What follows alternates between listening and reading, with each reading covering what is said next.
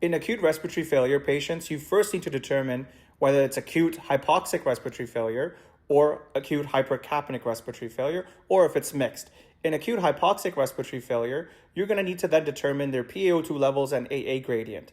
They are both measures of lung function, but they serve different purposes. PaO2 is a directly measured value of your partial pressure of dissolved oxygen in your arterial blood, whereas the A-a gradient is the calculated difference between your alveolar oxygen content and arterial oxygen content. And this is a marker of lung and gas exchange efficiency. So the answer that it's helping you differentiate are fundamentally different.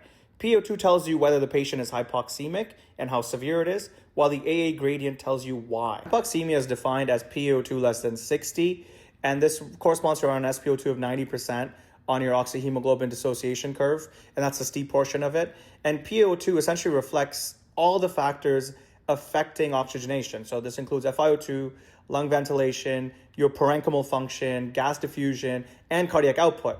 But it doesn't help you differentiate why the hypoxemia is happening. The key clinical distinction that A-a gradient helps you make is to localize the cause of hypoxemia.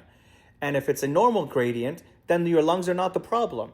And the other issues could be a low inspired FiO2 or at high altitude, or you have pure alveolar hypoventilation, such as an opiate overdose or neuromuscular weaknesses. Elevated A-a gradient essentially tells you there's an intrinsic lung pathology. Now, this could be VQ mismatch from pneumonia, COPD, PE, intrapulmonary shunt from ARDS or alveolar filling issues, or diffusion limitation from things like ILD, interstitial lung disease.